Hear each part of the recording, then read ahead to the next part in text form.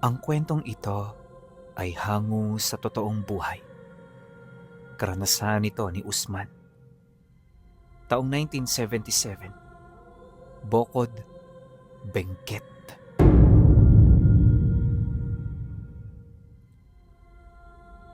Noong mga panahong ito, kakarating lang ni Usman at ng kanyang kapatid na si Agno sa lugar ng Bokod. Malayo ang pinanggalingan nila ayon sa kanya, at kaya lang naman sila nakarating doon sa kadahilan ng mga mangangalap sila. Hindi ng mga ginto, kundi ng mga agimat. Ayon pa sa kanya, na sa mga taong ito, magdadalawang dekada na siya sa larangan ng lihim na karunungan. Marami na rin siyang mga nalalaman at ang kanyang katawan ay hasang-hasana sa anumang uri ng pagsasanay. Marami na rin silang mga pinagdaanan, kagaya ng pakikipagkombate, engkwentro sa mga engkanto, at ang pinakapaborito nila, ang pakikipagbuno sa mga aswang at mga kauri nito. Dagdag pa niya na, hindi lang pangangalap ang ipinunta nila sa Bokod, kundi ay naghahanap din sila ng mga nilalang na bago sa kanilang paningin at kaalaman. Mahalaga para sa kanilang impormasyong taglay ng mga ito, dahil bukod sa ginagamit nila ito sa pagpapalakas ng kanilang mga agimat at paggawa ng mga lunas, nakakatulong din ito sa kanila upang mas mabilis na lumalim ang kaalaman nila. Subalit lingid sa kanilang kaalaman, ang ganoong kapangahasan ay may mabigat na kapalit. Hindi pa man tuluyang lumulubog ang araw, narating na ni na Usman at Agno ang isang bahagi ng kagubatan na ayon sa kanilang nakuhang impormasyon ay bihira ng puntahan ng mga katutubo. Sa paglipas ng mga taon, marami na raw ang nagtangkang maghanap ng mga lumang agimat sa lugar na yon, ngunit kokonti lamang ang nakabalik. Ang iba'y tuluyan ang nawala, samantalang ang mga nakauwi ay tila may matinding takot na ayaw nang balikan pa sa kabundukan. Hindi yun nakapagpahina ng loob ng magkapatid. Sa katunayan, habang mas mapanganib ang lugar, mas naniniwala silang mas mahalaga ang maaari nilang matagpuan. Huminto si Usman sa ilalim ng isang napakalaking puno. Maingat niyang sinuri ang paligid. Tahimik ang buong kagubatan, ngunit hindi ito ang karaniwang katahimikan. Maging ang mga huni ng ibon ay hindi maririnig. Wala ring mga kuliglig na karaniwang umaawit kapag papalubog na ang araw. Napatingin siya kay Agno. Napansin mo ba na masyadong tahimik? Pagkatapos nito ay pinagmasdan nila ang paligid. Pareho nilang alam ang ibig sabihin noon. Sa loob ng 20 taon nilang paglalakbay, isang bagay ang paulit-ulit nilang napapatunayan. Kapag ang isang kagubatan ay biglang tumahimik, may isang nilalang na nangingibabaw sa lugar. Ang mga hayop ang unang nakakaramdam ng panganib, kaya't kusang umiiwas ang mga ito. Ibinaba ni Usman ang kanyang malaking bayong. Isa-isang inilabas ang mga kagamitan. Hindi espada, hindi sibat, kundi mga kakaibang kasangkapan na sila lamang ang marunong gumamit. May isang maliit na sisidlang kawayan na puno ng pinulbos na halamang tinatawag nilang mapulang ugat. May isang lumang kampanilyang tanso na ayon sa kanilang guro ay ginagamit upang guluhin ang pandinig ng masasamang nilalang. At naroon din ang isang agimat na yari sa itim na bato na halos 3 taon nilang hinanap sa kabundukan ng Mindanao. Hindi ko gusto ang pakiramdam na to, wika ni Agno. Ganon din ako, kapatid. Pero nandito na tayo. Panindigan na lang natin. Muli silang naglakad. Habang palalim ang kanilang nilalakaran, napansin nilang unti-unting nagbabago ang anyo ng gubat. Ang mga punong pino ay napalitan ng matatandang punong hindi nila makilala. Napakalalaki ng mga ugat nito, parang mga higanteng ahas na gumagapang sa lupa. May ilan pang ugat ang tila nakapulupot sa malalaking bato na wari bang may sinusubukang ikubli. Biglang huminto si Usman. May nakita siyang kakaibang marka sa isang puno. 3 magkakapantay na guhit. Napakalalim ng pagkakabao nito sa kahoy.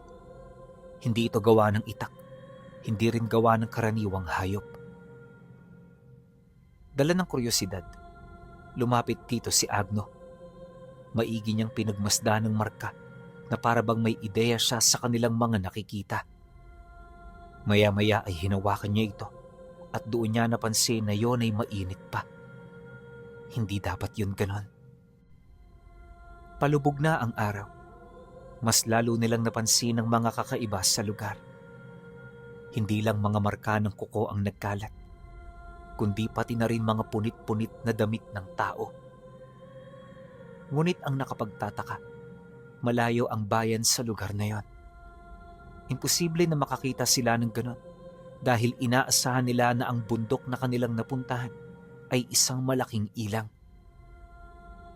Ngunit sa kabila nito, ipinagpatuloy nila ang kanilang nasimulan hanggang sa makarating sila sa paanan ng 3 bundok kung saan nakita nila ang isang matandang lalaki na nag-iigib sa bukal.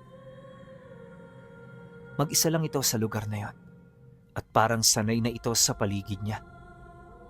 Kaya naman bago pa ito makaalis, kaagad nila itong nilapitan at kinausap. Nakilala nila ang matanda sa pangalang Abyaw, isang katutubo na matagal nang namumuhay ng mag-isa. Bukod sa pakilala nito, wala na itong ibang sinabi sa kanila.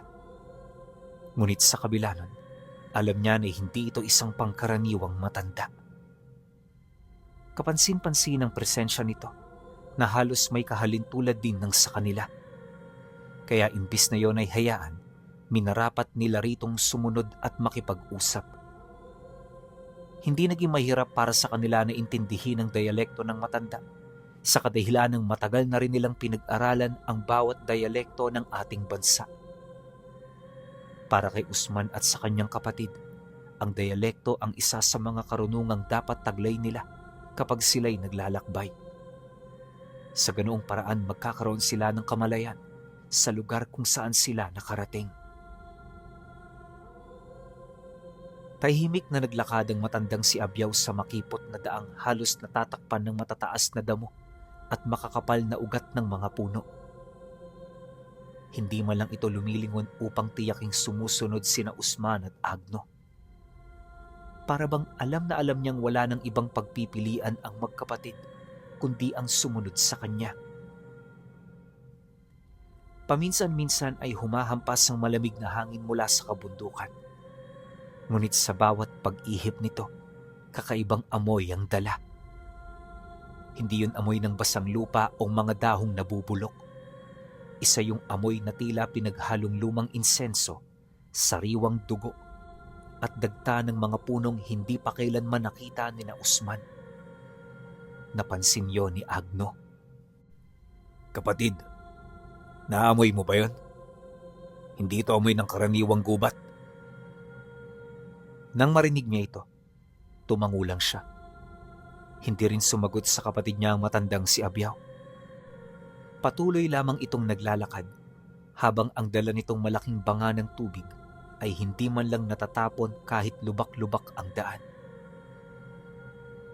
Lumipas ang halos kalahating oras ng paglalakad bago nila narating ang isang maliit na kubo na nakatirik sa ibabaw ng malalaking batong tila sadyang inayos ng inang kalikasan. Ngunit kakaiba ang kubong yon. Walang kahit isang pako, puro kawayan at matitigas na baging lamang ang ginamit sa pagkakatayo nito. Mas lalong nakatawag ng pansin ni Usman ang mga nakasabit sa palibot ng bahay. Mga bungo ng hayop ang nakita nila, kagaya ng usa, baboy ramo at mga sungay ng mga kalabaw na toro. May malalaking pangil ng hindi nila matukoy na hayop. Ngunit ang higit na nakapagpatindig ng kanilang mga balahibo ay ang isang napakalaking bungo na halos kasing laki ng isang kalabaw. Mahaba ang mga pangil nito at may 3 sungay sa noo. Hindi pa man kailanman nakakita si Usman ng ganoong nilalang. Kaya naman pinagmasdan nila ito ng maigi hanggang sa mapansin na ito ng matanda. Huwag niyo yang titigan ng matagal. Bakit naman ho, Manong Abyaw? Hindi patay ang lahat ng nasa bahay kong ito. May mangilan-ngilan sa mga bagay dito na walang hininga, pero merong buhay. Pagkatapos ay hindi na muling nagsalita ang matanda. Bigla namang bumigat ang pakiramdam ng paligid. Maging ang hanging dumaraan sa pagitan ng mga puno ay tila unti-unting nawawala. Pumasok silang 3 sa kubo. Sa loob ay lalo pang kakaiba. Halos bawat sulok ay puno ng mga lumang tapayan. May mga halamang nakababad sa langis. May mga batong nakasabit sa kisame. May mga batong may nakaukit na sinaunang simbolo.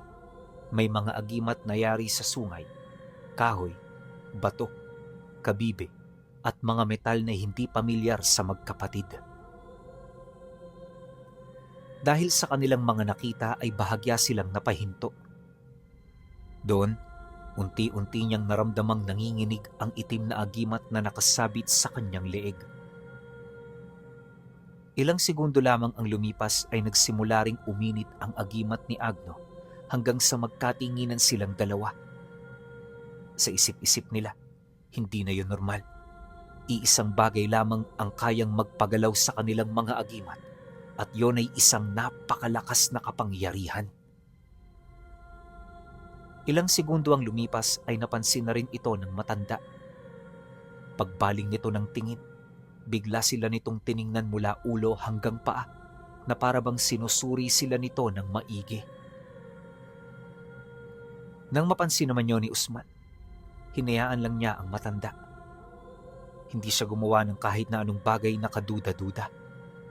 At para mawala ang hinala nito sa kanila, dito na siya nagpakilala. Mga antingero ho kami, Manong Abyaw. Wala kayong dapat ikatakot dahil hindi kami mga masasamang loob. Ngunit nang marinig ito ng matanda, ngumisi lamang ito habang sumasagot sa kanya ng, Alam kong mga antingero kayo. Ang ginagawa kong pagsipat sa inyo ay hindi dulot ng takot. Tinatansya ko lang kung kakayanin nyo ba ang itim na karunungan ng bukod. Kung sa palagay ninyo ang lugar na ito'y madaling pasukin at labasan, nagkakamali kayo. Tahanan ito ng maraming uri ng kapangyarihan. Maraming mga panlilinlang ang nagkalat sa paligid. Kaya kami itinalaga dito ng mga babaylang may koneksyon sa mga bathana para magbantay at gumabay sa mga taong katulad ninyo. Sandaling nanahimik ang buong kubo matapos magsalita ni Abyaw. Tanging ang mahinang paglagatik ng apoy ang iyong maririnig. Sa bawat pagliyab ng apoy ay tila gumagalaw ang mga anino ng mga bungo at mga agimat na nakasabit sa dingding. Habang tumatagal, lalo namang bumibigat ang pakiramdam ni na Usman at Agno. Hindi yun ordinaryong katahimikan. Pakiramdam nila ay may mga matang nakatingin sa kanila mula sa bawat sulok ng kubo. Unti-unting ibinaba ni Abyaw ang malaking banga ng tubig sa tabi ng dapugan. Hindi ito lumingon. Tahimik lamang nitong pinagmasdan ng apoy bago muling nagsalita. 20 taon na kayong naglalakbay. Hindi yun tanong. Isa yung katiyakan. Nagkatinginan sina Usman at Agno. Bawat isa sa kanila ay walang ideya sa mga sinasabi nito. Wala po kaming nababanggit. Maingat na sagot ni Usman. Hindi na kailangang sabihin. Nakasulat na sa inyong mga anino ang lahat ng kailangan kong malaman. Ano po ang ibig niyong sabihin? Singit naman ng kanyang kapatid. Unti-unting lumingon si Abyaw. Ang kanina'y payapang mukha nito ay tila nag-iba. Hindi na sa pagiging mabangis, kundi sa pagiging napakaseryoso. Kapag ang isang tao ay matagal nang gumagamit ng agimat, nag-iiwan nyo ng bakas. Hindi sa katawan, kundi sa kaluluwa. Tumayo ang matanda at lumapit sa isang lumang tapayan. Mula roon ay inilabas nito ang isang bilog na batong kulay abo. Halos kasing laki yon ng kamao ng tao. Sa unang tingin ay karaniwang bato lamang ito. Ngunit nang mailapit ito kina Usman, ay biglang nanginig ang mga agimat na suot nila. Mas malakas kesa kanina. Parang may sariling tibok ang kanilang mga agimat. Dahil dito kaya biglang napaatras si Agno. Teka lang, Manong. Hindi sumagot si Abyaw. Ipinatong lamang nito ang bato sa sahig. At saka nito binigkas ang isang wikang hindi pa man kailan narinig ng magkapatid. Hindi yun Ilocano, hindi rin Kangkanay, hindi rin anumang dialekto mula sa Mindanao na alam nila, pero parang mas matanda pa yun kesa sa alinmang salita ng tao. Sa ikatlong pagbigkas ng matanda, biglang nagliwanag ang bato. Kasabay noon ay tila naging malinaw ang hangin sa loob ng kubo. Makalipas ang ilang sandali ay may unti-unting lumabas na usok mula sa bato. Isa yung kulay na hindi maipaliwanag ni na Usman. Para bang nagbabago ang kulay nito sa bawat pagdalaw. At doon nagsimulang mangyari ang hindi nila inaasahan. Mula sa usok ay lumitawang 3 anyo ng tao. Mga aninong walang muka. Tahimik lamang silang nakatayo sa likuran ni na Usman at Agno. Agad na bumunot si Agno ng kanyang agimat na yari sa sungay. Ngunit bago pa niya ito magamit, ay mabilis siyang pinigilan ni Abyaw. Wag! Mga multo ba yan? Hindi! Engkanto? Hindi rin. Napatingin si Usman sa mga nilalang. Hindi gumagalaw ang mga ito. Hindi rin sila humihinga. Ngunit ramdam na ramdam niya ang lakas ng kapangyarihang nagmumula sa kanila. Kung gayon, ano sila? Mga alaala. Hindi agad naunawaan ng magkapatid ang ibig nitong sabihin. Ang bawat taong namamatay sa loob ng kabundukang ito ay nag-iiwan ng bakas. Hindi sila kaluluwa. Hindi rin sila multo. Isa lamang silang alaalang hindi matanggap ng bundok. Napatahimik ang magkapatid. Ngayon lamang sila nakarinig ng ganoong uri ng paliwanag. Nagpatuloy ang matanda. Marami sa mga taong nawawala rito ay hindi talaga nawawala. Kinuha sila ng bundok dahil may mga lugar sa bukod na hindi dapat puntahan. Hindi dahil may aswang, hindi rin dahil may kaharian ng engkanto, kundi dahil may mas matanda pa kesa sa kanilang lahat. Biglang nagliwanag ang apoy. Kasabay noon ay isang napakalakas na ugong ang narinig mula sa labas ng kubo. Parang may dambuhalang humihinga. Nagkatinginan sina Usman at Agno. Hindi yun hangin at yun ay nasisiguro nila. Maya-maya ay unti-unting tumayo ang matanda. Hindi na siya mukhang kalmado at sa mga sandaling yon ay nakita nilang seryoso ang mukha nito. Manahimik kayo. May paparating. Pagkasambit nito ng mga katagang yan, napilitang magtanong si Usman. Ngunit imbis na sagot ang kanyang makuha, muli siyang pinatahimik ng matanda hanggang sa may narinig silang mga katok mula sa pinto. Hindi kamay ng tao ang tunog nito. Para itong kahoy na ipinupukpok sa isa ring kahoy.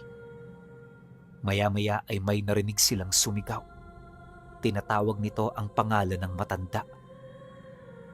Dala ng pagkabahala, Kagad siyang napasilay sa kinaroroonan nito hanggang sa muli na naman nilang narinig ang ikalawang pagtawag. Sa pamamaraan ng pagsasalita nito, kapansin-pansin ang pagbigkas nito ng mahaba sa bawat letrang lumalabas sa bibig niya. Animoy ginagaya lamang nito ang pananalita ng isang ordinaryong tao. Ngunit hindi may pagkakaila na mali ang tono nitong ginagamit. Parang hindi yun sanay na magsalita. Hindi naglaon, lumakad na papalapit ng pintuan ng matanda. At nang buksan niya ito, doon bumungad sa kanila ang isang matandang lalaki na may hawak-hawak na tali. Sa likod nito ay naroon ang dalawang maniki ng tao. Nakatayo ito, ngunit nakapagtataka na wala yung mga panimbang. Para bang may sarili itong balanse upang hindi sila basta-bastang matumba. Kakaiba rin ang kanilang mga itsura. Animoy hinango ang mukha nila sa isang totoong tao.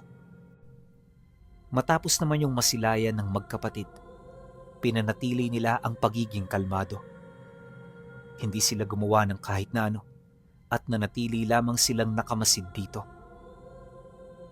Di nagtagal, dito na nila narinig ang pagwika ng matanda kay Abyaw ng, May mga bisita ka pala, aking kapatid.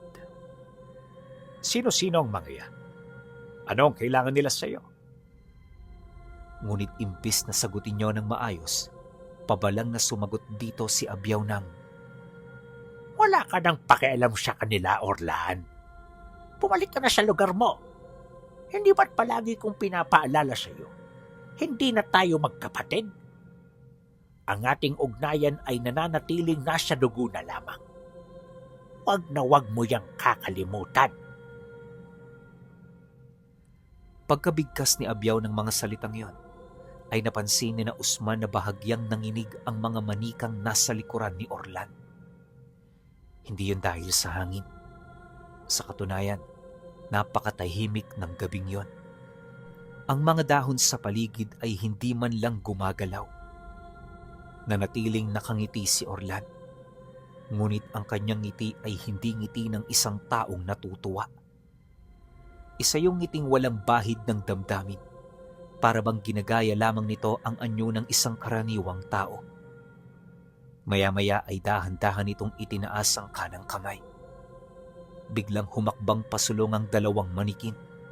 Kasabay noon ay naramdaman ni na Usman ang pag-init ng kanilang mga agimat. Napatingin si Agnos sa kanyang kapatid. Hindi mga ordinaryong manika ang mga yan. Oh, alam ko. Sa loob ng mahabang panahong kanilang paglalakbay, ay marami na silang nasaksihang mga karunungang may kinalaman sa pagpapagalaw ng mga bagay na wala namang buhay. May mga babayla na kayang pagalawin ng mga kahoy. May mga mangkukulam naman na gumagamit ng mga bangkay ng hayop upang maging alipin. Ngunit ang nasa harap nila ay iba. Ramdam nila ang tibok ng kapangyarihang nagmumula sa mga manika. Para bang may mga kaluluwang nakatali sa mga ito. Hindi nagtagal ay muling nagsalita si Orlan. Abyaw, akala ko ba hindi ka tatanggap ng mga dayuhan? Bakit may mga antingero ka na namang pinapasok sa lupain natin? Nanatiling kalmado ang matanda. Hindi sila nagpunta rito para maghasik ng gulo. Talaga ba? Hindi. Dumako ang mga mata ni Orlan kay Usman. Mula ulo hanggang paa ay sinuri nito ang bawat galaw ng binata. At ikaw, ilang nilalang nang napatay mo? Hindi kaagad sumagot si Usman. Sanay na siyang wag magpakita ng kahit na anong emosyon kapag may kausap na hindi pa niya ganap na kilala. Pagkatapos ng ilang saglit ay dito lamang siya nagsalita. Hindi ko ugali ang magbilang. Yan ang sagot ng mga tao na sanay ng pumatay. Biglang natahimik ang buong paligid. Maya-maya ay narinig nila ang isang mahabang alulong mula sa kabundukan. Hindi yun galing sa aso, Hindi rin tunog ng lobo. Isa yung huning hindi pa kailanman narinig nilang magkapatid. Kasabay noon ay biglang kumulimlim ang langit. Ang mga ulap ay tila nagtipon sa itaas ng kubo. At mula sa kalayuan ay nagsimulang lumabas ang maraming nagliliwanag na mga mata. Para bang may isang hukbo ng mga nilalang na nakatayo sa gitna ng kadiliman. Isa-isa silang lumabas mula sa pagitan ng mga puno. Doon lamang nakita ni na Usman ang mga nilalang. Halos kasing taas sila ng isang kalabaw. May mga braso silang mahaba hanggang tuhod. Ang kanilang mga kuko ay kasing haba ng itak. Ngunit ang higit na nakapagpatindig ng balahibo nila ay ang kanilang mga muka. Wala silang mga mata. Ang nasa gitna ng kanilang noo ay isang malaking bibig na puno ng matatalas na pangil. Nang masipat nila yon, halos hindi nila mawari kung ano ang nilalang na kanilang nasisilayan. Anong mga yan? Mga tagapagbantay ng unang hangganan. Teka lang, Manong Abyaw. Hindi ba sila mga aswang? Hindi. Malayo sila sa pagiging aswang. Hindi rin sila mga engkanto dahil mas matatanda pa sila rito. Naramdaman ni Usman na mas lumalakas ang panginginig ng agimat sa kanyang dibdib. Hindi ito basta babala. Parang may sinasabi ito na tumakbo na sila, ngunit hindi sila maaaring umatras. 20 taon na nilang hinahanap ang mga ganoong uri ng karunungan at kaalaman, kaya naman naisip niya na pagkatapos ng mga kaganapang yon ay wala nang susunod na katulad nun. Alam din nila na hindi sila makakabalik kung hindi nila haharapin ang ganoong pagsubok. Ilang minuto pa ang lumipas nang mapansin nilang papalapit na ang mga ito. Doon nila nakita ang pag-angat ng 2 kamay ni Orlan. Matapos niya yung gawin, sumunod ang 2 manikin na parabang mga ordinaryong tao. Huwag ninyong labanan ng mga tagapagbantay dahil hindi nyo sila matatalo. Ngunit hindi nagsalita si Usman. Dahan-dahan niyang inilabas ang maliit na sisidla ng mapulang ugat. Binuksan niya ito at kaagad na kumalat sa paligid ang matapang na amoy ng pinulbos na halaman. Pagkatapos ay kinuha niya ang munting kampanilya. Isang mahinang kalampag lamang ang narinig. Ngunit ang epekto nito ay agad na lumitaw. Ang mga nilalang na kanina ay papalapit na sa kanila ay biglang napahinto. Para bang may kakaibang tunog na sila lamang ang nakakarinig. At doon napangisi si Agno. Gumana, kuya. Mukhang alam na natin kung anong kahinaan nila. Ngunit pagbaling niya ng tingin sa matanda, dito niya napansin na hindi pa rin nawala ang pagkabahala sa mga mukha nito. Ilang minuto rin yung nanatiling tahimik bago ito nagwika sa kanila ng, Hindi sila natatakot sa ginawa ninyo, kundi sila ay naninibago. Ang mga nilalang na yan ay marunong makibagay sa mga kakayahan ng mga dayuhan. Likas na matatalino sila at madali nilang nakokontra ang anumang bagong abilidad na nasa harapan nila. Sa ngayon mga kaibigan, huwag na muna kayong magpadalos-dalos. Manatili kayo rito sa loob ng kubo at hayaan niyo akong makipag-usap sa kanila. Hindi na agad kumilos sina Usman at Agno. Bagaman sanay na sila sa mga pagkakataong kailangan ng pumunot ng mga agimat o gumamit ng mga lihim na karunungan, naramdaman nila na may kakaiba sa mga nilalang na nasa harapan nila. Hindi sila tulad ng mga aswang na kanilang nakasagupa sa Mindanao. Hindi rin sila tulad ng mga engkantong naninirahan sa mga yungib ng Sierra Madre. Ang mga tagapagbantay na ito ay may taglay na kapangyarihang mas matanda pa sa mga karunungang kanilang pinag-aralan. Kaya't pinili muna nilang makinig. Dahan-dahang lumabas si Abyaw mula sa kubo. Wala siyang dalang kahit na anong sandata, Wala rin tong agimat na nakasabit sa kanyang leeg. Ang tangi niya lamang hawak ay ang mahabang tungkod na kanina pa nakasandig sa gilid ng dapugan. Hindi yon gawa sa karaniwang kahoy.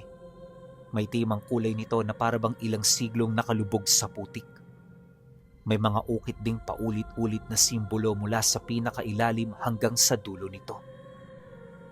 Nang maituro ni Abyaw ang tungkod sa mga tagapagbantay, biglang huminto ang mga ito. Pati si Orlan ay natahimik. Ilang saglit ang lumipas. Pagkatapos ay nagsimulang magsalita si Abyaw sa wikang hindi pa muling narinig ni na Usman. Kakaiba ang pagkabigkas nito.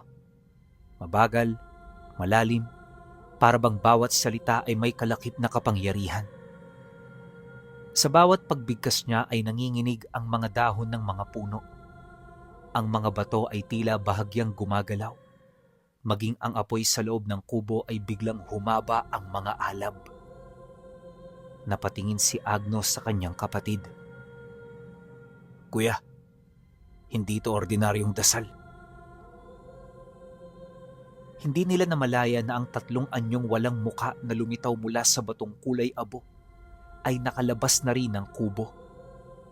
Ngayon ay nakatayo ang mga ito sa likuran ni Abyaw, para bang mga tagapagbantay din ng matanda. Pagkalipas ng ilang minuto, ay dumilat ang pinakamalaki sa mga nilalang. Bagaman wala itong mga mata kanina, bigla na lamang lumitaw ang 2 nagliliyab na bitak sa gitna ng mukha nito. At doon sila nakarinig ng tinig. Hindi galing sa bibig, kundi diretso sa kanilang mga isip. Mga dayuhan. Kakaibang boses. Parang sobrang laking nilalang. Biglang sumakit ang ulo ni Agno dahil dito, hanggang sa napaluhod siya. Si Usman naman ay bahagyang napayuko. Maging si Orlan ay napasandig sa isa sa kanyang mga manika. Tanging si Abyaw lang ang nanatiling nakatayo. Pinayagan ko silang makapasok. Hindi sila mga mang-aakit ng kapangyarihan. Hindi sila magnanakaw ng mga lihim. Ang kanilang hangad ay kaalaman. Muling nanahimik ang buong kagubatan. Kahit ang hangin ay tila huminto. Pagkatapos ay muling umalingaw-ngaw ang tinig. Ang kaalaman ay may kapalit. Biglang nagliwanag ang buong paligid. Sa loob lamang ng isang kisap mata ay naglaho ang mga tagapagbantay. Pati si Orlan ay nawala kasama ng 2 manika. Matapos nun, tanging sila na lamang ang naroon. Dala ng kuryosidad, dali-dali silang lumabas ng bahay.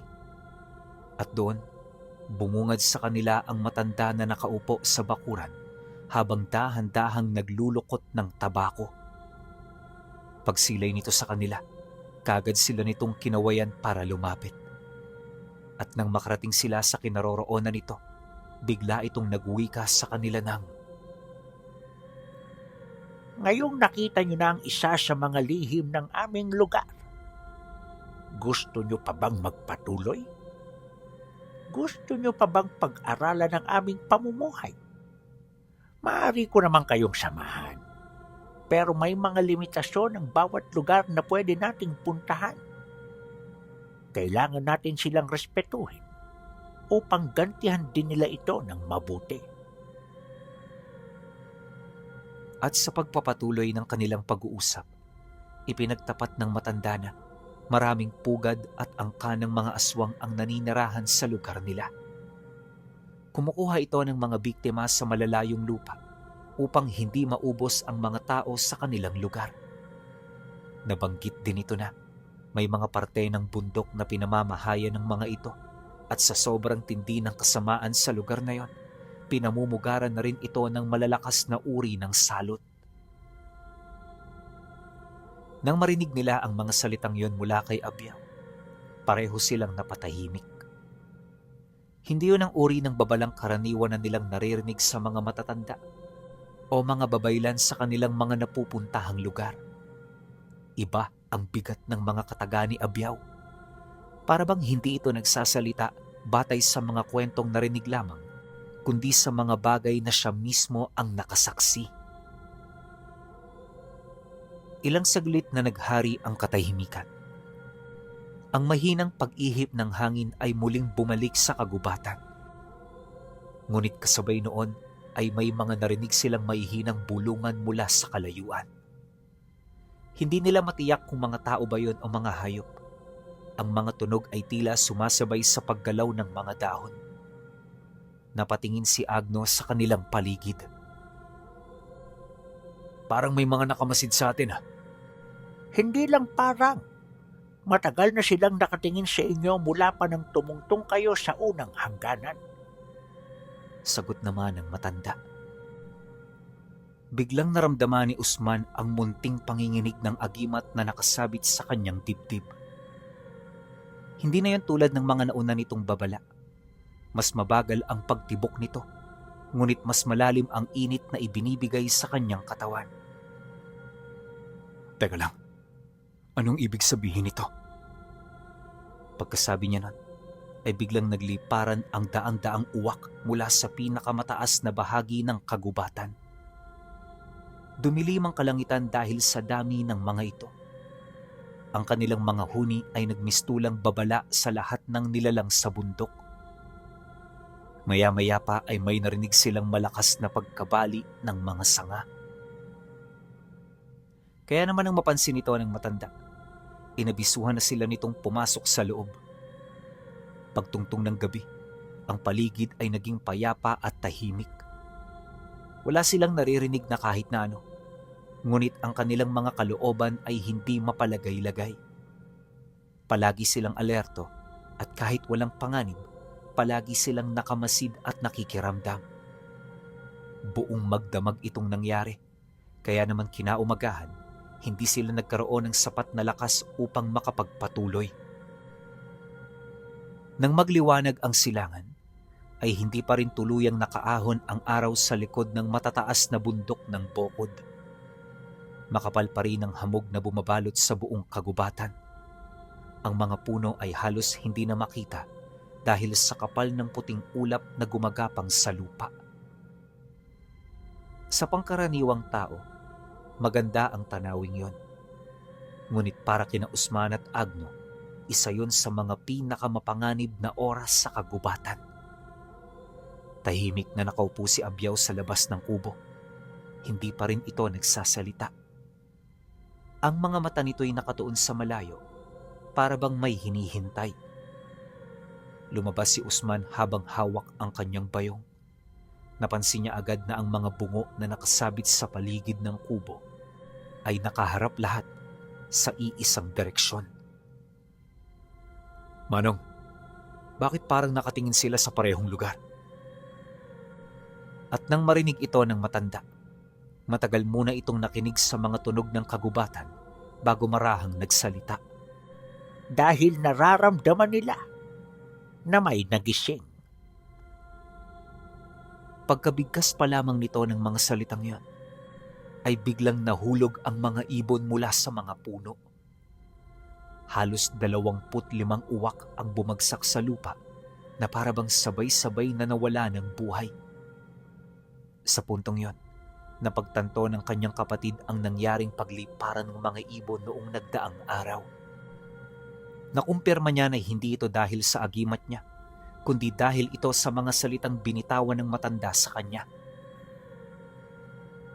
Pagkaraan ng ilang minuto, lumapit si Abyaw sa isang patay na uwak. Hindi pa man malamig ang katawan nito, ngunit ang mga mata ay purong itim na. At ang mas nakakapagtaka, wala na itong balintataw. Isang malalim na buntong hininga ang pinakawala ng matanda. Maya-maya pa ay muli itong nagsalita. Naaamoy na nila kayo. Hindi mga tagapagbantay, kundi ng mga mangangaso. Biglang nagkatinginan ng magkapatid. Sa puntong yon, hindi na nila maiwasang mapaisip. Paulit-ulit na sumasagi sa kanilang isipan ang tungkol sa nilalang na sinasabi nitong mga ngaso. Sa lakas nila Usman Pinuno, malabong maging biktima sila ng mga ordinaryong nilalang na nasa panig ng kaliwa. Inakala nga niya nung una na nagbibiro lang ito. Ngunit pagsilay niya sa mga mata nito, napansin niya na yon ay seryoso. Kaya kahit walang tiyak na basihan ang sinasabi nito, kanila yung pinaniwalaan. Manong Abyaw, at ano naman pong klase ng mga nilalang? Ang tingin sa amin ay mga biktima. Hindi man lang ba sila natatakot sa aming mga karga? Walang kinakatakutan ng mga duro, kaibigan. Hindi sila nasisindak ng kahit na ano. Dahil ang kamatayan, sakit, sumpa, pagdurusa ay kanilang kaibigan at kinakasangkapan. Sa bawat sugat na maibibigay mo sa mga duro, mas lalo lang sila nitong pinapalakas. Ibig sabihin, mas tumatagal, mas lumalamang sila sa inyo. Nang marinig ni Usman ang sinabi nito, doon na siya tuluyang nakaramdam ng takot. Buong buhay niya hindi pa siya nakarinig ng mga ganoong uri ng nilalang. At ni minsan hindi niya sukat akalain na may umiiral na ganoong lahi ng aswang. Dagdag pa ni Manong Abyaw sa kanila, ang mga duro ang pumapatay sa lahat ng mga antingerong nangangalap sa kanilang lugar. Para sa mga nilalang na yon, ang karne ng mga antingero ang pinakamasarap na delikasiya. Hindi rin sila kumakain ng kahit na ano at handa silang maghintay ng napakahabang panahon upang muli itong matikman. Mariin din itong ipinagtapat na yon ang sinasabi niyang nilalang na nagising sa loob ng gubat. Nanatiling tahimik ang paligid matapos magsalita ni Abyaw. Walang ni isa sa kanila ang nangahas na magbigkas ng kahit na anong salita. Ang mahinang pag-ihip ng hangin ay muling nagdala ng mabigat na amoy na kanina pa nila naaamoy mula sa kagubatan. Ngunit sa mga oras na yon, mas malinaw na ito. Hindi na lamang yon amoy ng dugo. May halong amoy yon ng nabubulok na kahoy, lumang libingan at mga halamang matagal ng patay. Dahan-dahang tumayo si Abyaw. Ito na ang tamang oras. Saan ho tayo pupunta, Manong? Tanong ni Agno. Hindi tayo makakaligtas sa mga duro kung dito kayo mananatili. Hindi sila tulad ng mga aswang na naghihintay sa gabi. Kaya nilang mangaso kahit sa ilalim ng liwanag ng araw. Hindi na nagpatumpik-tumpik pa si Usman. Agad niyang isinabit ang malaking bayong sa kanyang likod. Sinuri niya ang lahat ng kanyang mga agimat. Ang kampanilyang tanso, ang sisidla ng mapulang ugat, ang itim na batong agimat, ang munting sisidla ng mga pulbos na halaman, at ang mahabang kutsilyong may mga ukit na sinauna pa. Samantala, si Agno ay tahimik na nagtatali ng mga lubid na yari sa hibla ng baging. Ang mga yon ay hindi pangkaraniwang lubid. Binasbasa ng mga yon sa loob ng 40 araw bago gamitin sa mga nilalang na nasa panig ng dilim. Pagkatapos ng ilang sandali ay lumingon si Abyaw sa kanila. Huwag na huwag kayong lalayo sa akin. Hindi ninyo kabisado ang kagubatang ito. Tumango lamang ang dalawa. Maya-maya ay nilisan nila ang kubo. Hindi pa sila nakakalayo ng 10 hakbang ay biglang huminto si Abyaw. Ibinaba nito ang kanyang tungkod sa lupa. Isang mahinang tunog ang kumalat sa buong paligid. Pagkatapos nun ay may narinig silang paggalaw sa mga damuhan. Napatingin si Usman sa kaliwang bahagi ng kagubatan. Pagkatapos ay bigla siyang napatingin sa matanda nang marinig niya itong magwika ng, Walang haharap. Bakit ho? Dahil wala sila sa harap. halos hindi pa nakakabaling si Usman nang biglang may dumaan sa likod nila. Napakabilis, isang mahabang aninong kasing itim ng uling. Pagkatapos ay naglaho muli at sa puntong yon, hindi na nila maiwasang mapahinga ng malalim. Kuya, nakita mo ba yon? Hindi ko nakita ang muka. Nang marinig naman ito ng matanda, kaagad naman itong sumingit sa kanilang pag-uusap. Hindi mo talaga sila makikita. Dahil ang mga duro ay hindi nagpapakita hanggat hindi sila siguradong papatay. Biglang nanginig ang agimat ni Usman. Mas malakas kesa sa mga nagdaang araw. Halos masunog ang kanyang dibdib sa init nito. Pagkatapos yung sabihin ni Abyaw, biglang dumilim ang paligid. Hindi dahil may ulap, kundi dahil may mga nilalang na sabay-sabay na tumalon mula sa matataas na puno. Halos nasa 20 ang mga ito. Nang makita sila ni na Usman, ay hindi nila maiwasang mapahinto. Ang mga duro ay hindi tulad ng karaniwang aswang. Napakalalaki ng kanilang mga katawan. Ang kanilang mga balat ay kulay abong may halong itim na parang gawa sa tuyong putik. Wala silang mga ilong. Ang kanilang mga mata ay pulang-pula na parang nagliliyab na uling. Ang kanilang mga ngipin ay halos nakalabas sa lahat ng kanilang mga bibig. At ang kanilang mga kuko ay halos kasing haba ng bisig ng isang tao. Ngunit ang pinakakakaiba ay ang kanilang mga katawan.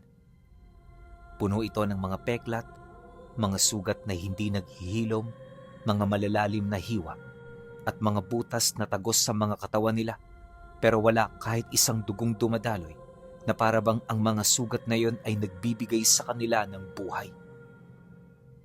Hindi nagtagal, ay humakbang ang pinakamalaki sa mga duro. Sininghot nito ang hangin, pagkatapos ay ngumiti. Hindi pa man yun nakakalapit, bigla itong umangil kasabay ng pagwika nito sa kanilang mga isipan.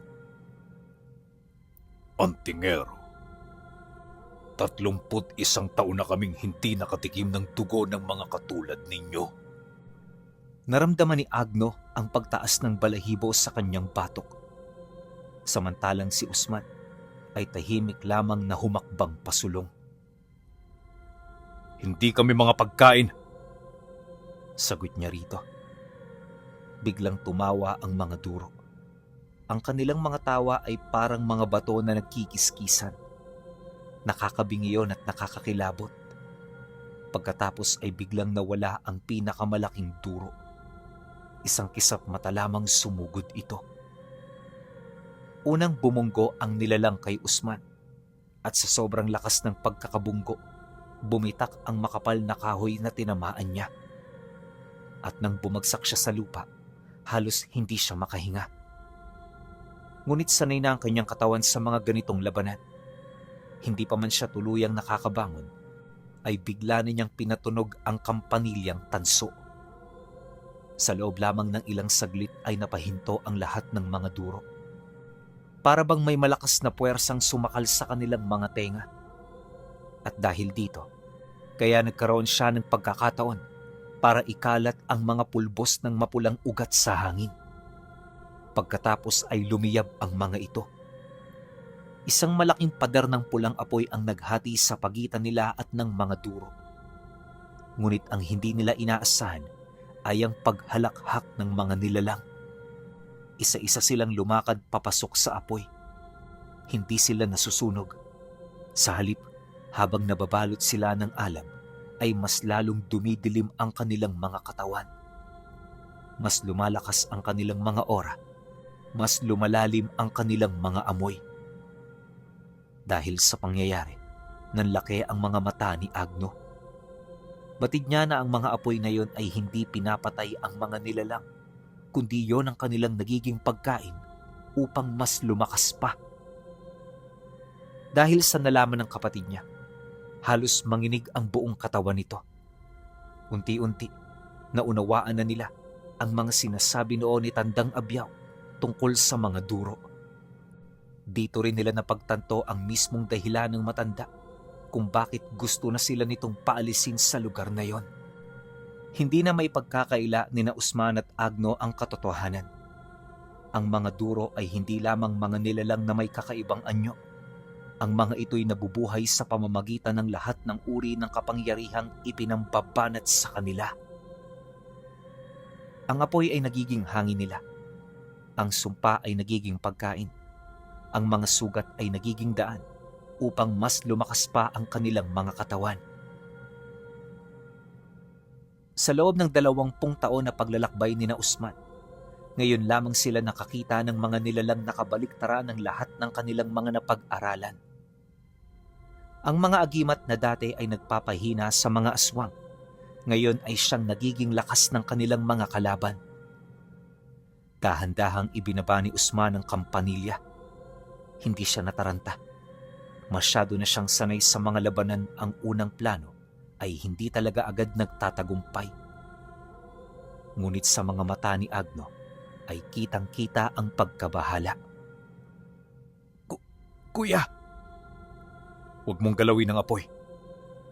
Pero, bakit? Dahil hindi natin sila lalong papakainin. Muling humakbang ang pinakamalaking duro. Sa bawat hakbang nito ay parang may maliliit na pagyanig sa ilalim ng lupa. Ang mga sugat sa kanyang mga braso ay biglang gumalaw. Parang may mga uod na gumagapang sa loob ng kanyang laman. Pagkatapos ay isa-isa itong nagbukas. Mula sa mga sugat ay may lumabas na makapal na maitim na usok. Ang usok ay hindi umaakyat. Sa halip ay gumagapang ito sa lupa na parang buhay. At doon, napukaw ang atensyon ng kasama nilang matanda. Umatras kayo! Huwag ninyong hahayaang mahipo kayo ng usok! Hindi pa man tapos ang kanyang babala, ay may isang munting ahas na gumagapang sa damuhan, ang nadikita ng itim na usok. Sa loob lamang ng ilang saglit, ay biglang nalusaw ang buong katawan ng ahas. Walang kahit isang patak ng dugo ang naiwan. Para lamang itong natunaw na yelong naglaho sa hangin. Nanlamig ang mga kamay ni Agno. Kuya, hindi ito pangkaraniwang lason. Hindi nga. Ito ang hininga ng mga duro. Biglang tumalo ng 3 duro. Isang kisap mata lang. Nasa harapan na kaagad sila. Mabilis na umilag ang binata. Isang malaking kuko ang sumagasa sa kahoy na kanina lamang ay kanyang sinasandalan. Parang kawayan lamang yon na naputol.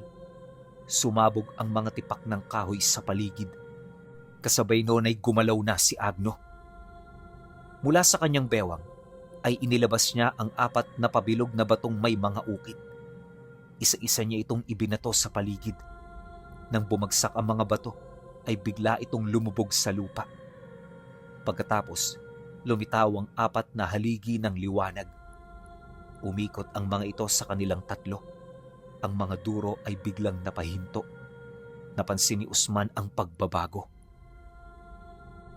Hindi sila makakapasok, pero ang lahat ng ito'y panandalian lang! Sigaw ng kapatid niya. Maya-maya ay nagsimulang bumitak ang mga haligi ng liwanag. Sa bawat pagbitak ay mas lalong tumatawa ang mga duro. Para bang alam na nila na hindi magtatagal ang harang. Samantala, tahimik lamang si Abiao. Ipinikit nito ang mga mata nito. Pagkatapos ay dahan-dahang ibinao ng dulo ng kanyang tungkod sa lupa. Isang mahinang ugong ang narinig. Kasabay noon ay biglang naglabas ng liwanag ang mga ukit sa kanyang tungkod. Hindi pula, kundi kulay lunti ang ginto. Ang mga ugat ng mga puno sa paligid ay biglang gumalaw. Isa-isa itong umahon mula sa ilalim ng lupa. Parang mga nagising na higanteng ahas. Sa loob ng ilang sandali ay pinulupot ng mga ugat ang mga binti ng mga duro. Nagulat kahit ang mga nilalang. Ngayon lamang sila nakaramdam ng pagpigil. Subalit ang mas nakapagtataka ay ang mga ugat ay hindi karaniwang kahoy. Sa halip, ang mga ito'y puno ng maliliit na simbolo. Mga sinaunang ukit na kahit si Usman ay hindi pa kailanman nakita.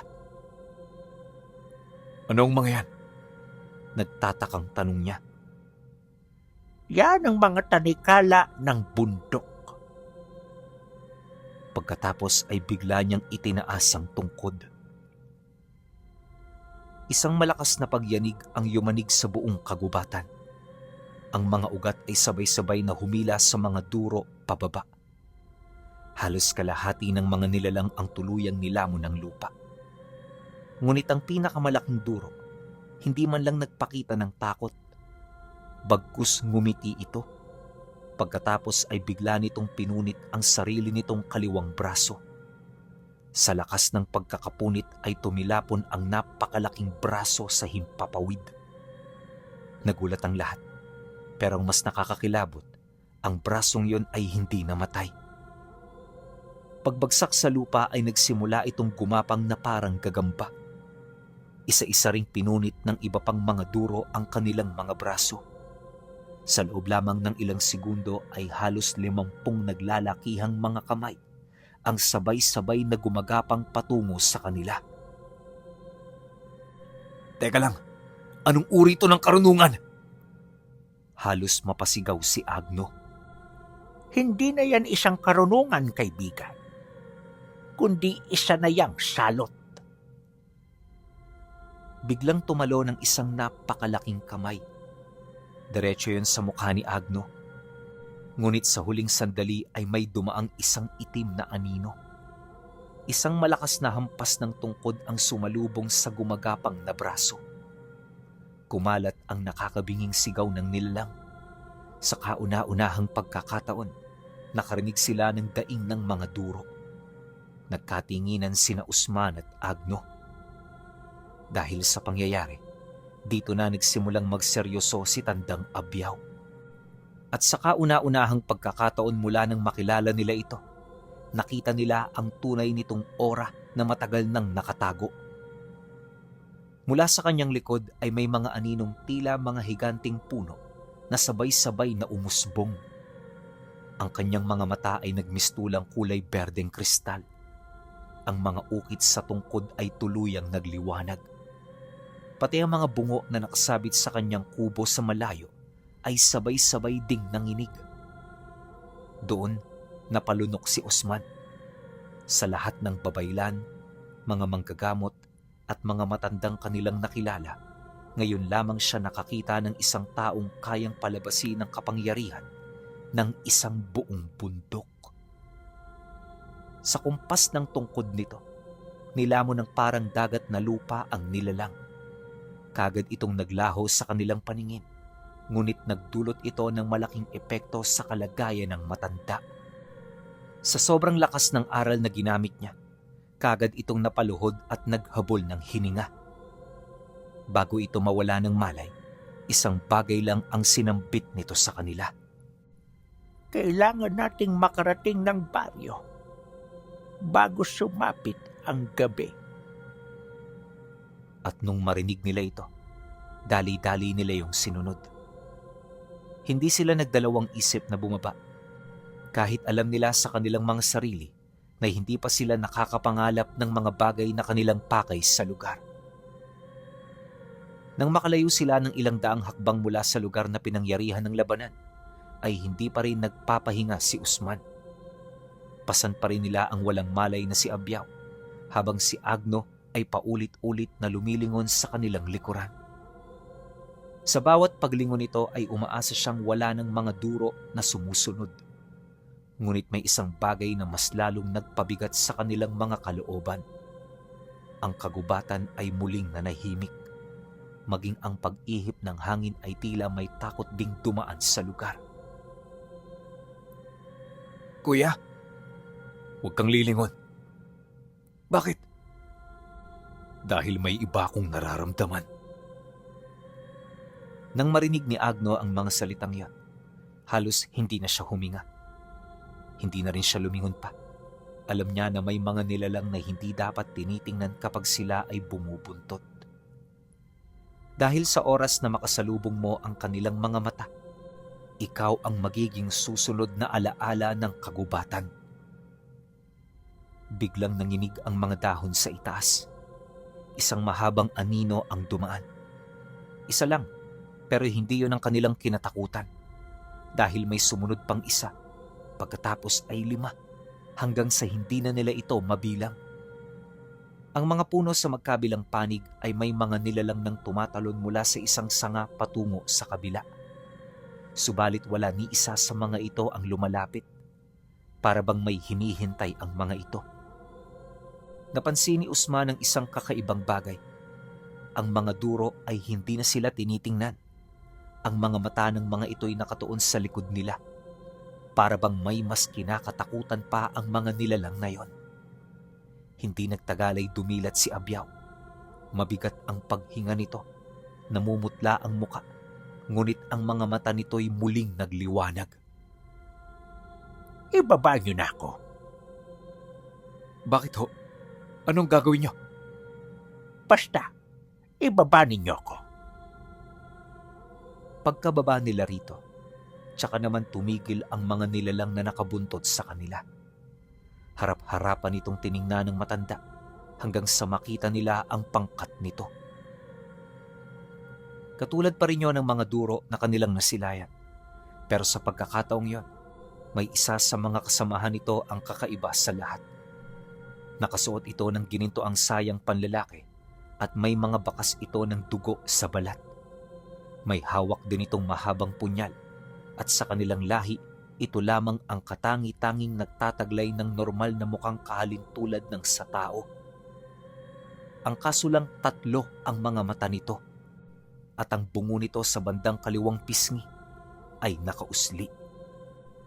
Hindi ko inaasahang ang dato nila ang magiging maninila natin. Kung kanina, hawak pa natin ang sitwasyon. Ngayon, ibang-iba na. Dagdag pa nito na, ihanda nila ang kanilang mga sarili dahil sa sandaling yon, posibleng hindi na sila makarating ng baryo. Kaya naman nang marinig ito ni Usman, dali-dali niyang hinugot ang kanyang sandata. Bagaman hindi niya nauunawaan ang sinasabi ng matanda, iisang bagay lang ang nasa isip niya at yun ay ang makipaglaban dito sa abot ng kanyang makakaya. Nang mahugot ni Usman ang kanyang sandata, ay biglang nagbago ang anyo ng buong kagubatan. Ang kaninang makapal na hamog ay parang may higanting kamay na humahatak pa itaas. Isa-isa nang lumitawang mga puno, mga bato, at ang mga duro na nakapalibot sa kanila. Wala ni isa sa mga ito ang gumagalaw. Nanatili lamang silang nakatitig sa kanilang datu. Maya-maya ay dumaan ang malamig na hangin. At sa loob ng isang kisap mata, biglang nawala ang datu. Wag! Halos mapasigaw si Abyaw. Ngunit huli na ang lahat. Isang malakas na puwersa ang biglang bumangga sa tagiliran ni Usman. Halos lumipad ang kanyang katawan ng mahigit sa 25 hakbang. Sumabog ang mga bato sa kanyang likod. Nabitak ang malaking puno na kanyang nabangga. Ngunit hindi pa siya tuluyang nakakabangon nang biglang may humawak sa kanyang leeg. Ang datu, nakatayo na sa harap niya.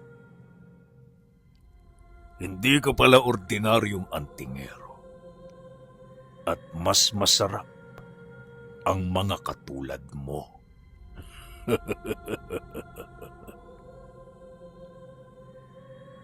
Bigla nitong hinigpitan ng pagkakasakal. Unti-unting nangitim ang paningin ni Usman. Ngunit sa huling sandali, biglang tumunog ang itim niyang agimat. Isang malakas na pagsabog ng liwanag ang kumalat sa paligid. Napaatras ang datu, ngunit hindi ito sugatan. Ito ba ang sandata mong pinaghirapan sa ilang taong pagiging antingero? Biglang sumugod si Agno.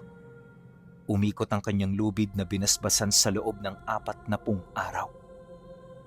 Isang malakas na palo ang pinakawalan niya.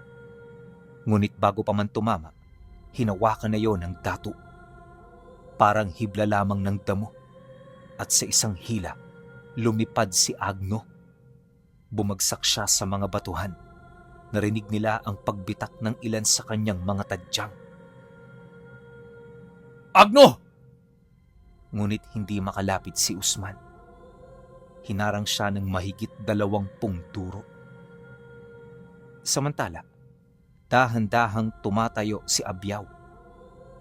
Bagaman mahina ang kanyang katawan, ang mga mata nito'y muling nagliwanag. Itinaas niya ang kanyang tungkod.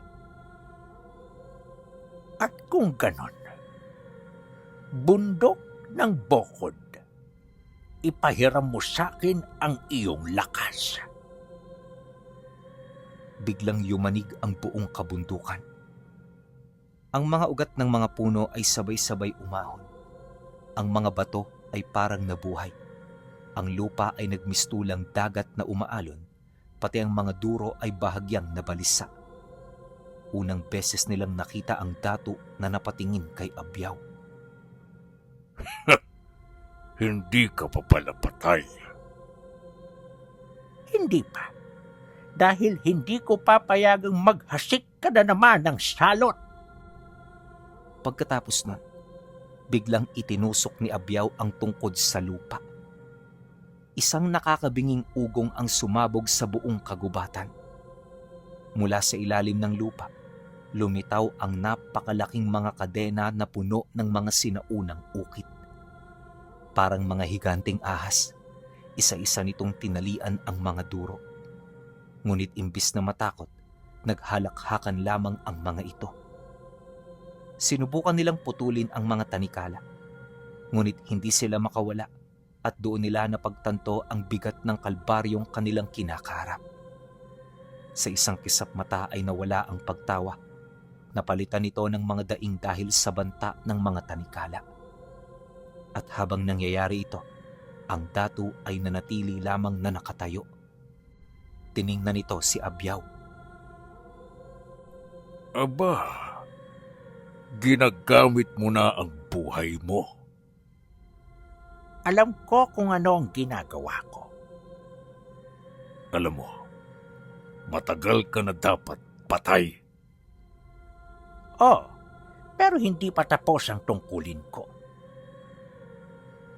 Sa pagkakasabi niya noon, biglang nagliwanag ang mga ukit sa tungkod.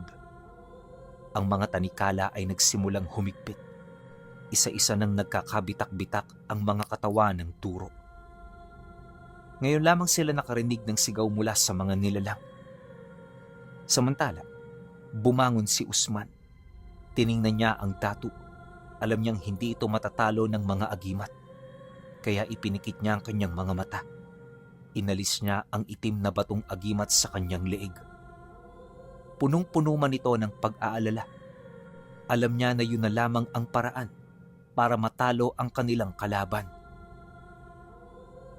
Manong Abyaw, kaya mo pa ba? Oo naman, tapusin na natin to. Pagkasambit nito ng mga katagang yon, isiniksik ni Usman ang agimat sa dulo ng tungkod ng matanda. Biglang nagliwanag ang buong kabundukan. Ang langit ay nabalot ng berdeng kidlat. Ang mga puno ay sabay-sabay na yumuko. Ang mga bungo sa kubo ni Abyaw ay nagliwanag. Ang 3 anyong walang muka ay muling itinuro ang datu.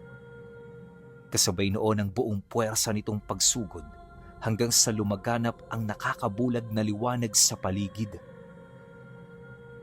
At sa loob lamang ng ilang segundo, ang lugar na yon ay naging tahimik.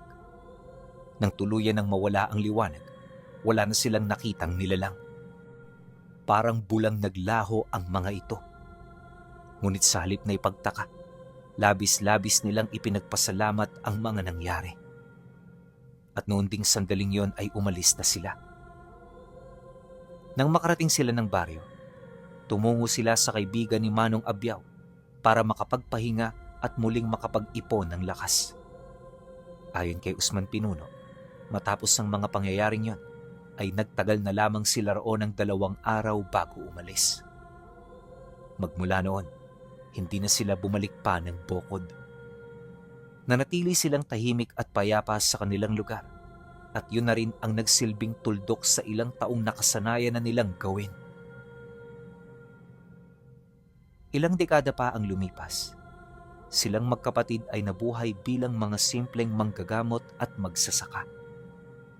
Wala na silang mga lugar na pinagpangalapan pa dahil ang takot ay tumatak na sa kanilang isipan nung muntik-muntikan na silang mapatay ng dato ng lahi ng mga duro.